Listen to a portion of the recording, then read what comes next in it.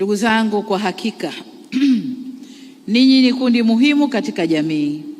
Mmesema wenyewe hapa, mnalisha wafanyakazi, wanafunzi, wasafiri na wananchi kwa ujumla, na kwa kufanya hivyo mnawezesha kutekelezeka vyema kwa shughuli nyingine za kiuchumi na huduma za kila siku, kwa sababu wanasema chakula ni afya.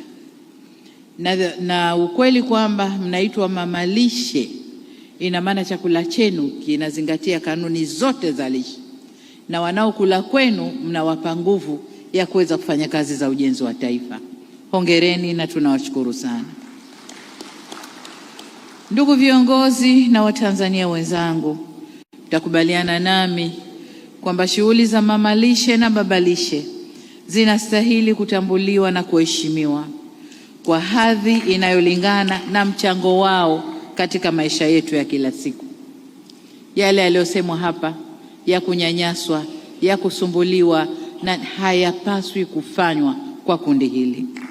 Ni kundi linalotupa uhai unaotufanya tuendelee na maisha yetu ya kila siku. Wao ni sehemu ya mfumo unaobeba uhai, afya na ustawi wa wananchi. Kwa hiyo tunawaheshimu na serikali itasimamia heshima yenu. Nakubaliana nanyi kubadilisha jina kutoka mama ntilie baba ntilie kwenda mamalishe na babalishe, kwa sababu hicho ndicho mnachokifanya. Mamalishe na babalishe, kwa sababu hicho ndicho mnachokifanya.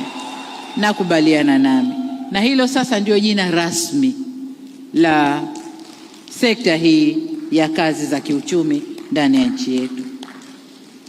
Kwa umuhimu huo, serikali yenu imeendelea kuweka mazingira mazuri ya kisera na kisheria, na itaendelea kuweka mazingira mazuri ya kisera na kisheria ili kutambua hadhi na umuhimu wa kundi hili na kuimarisha mchango wake katika uchumi.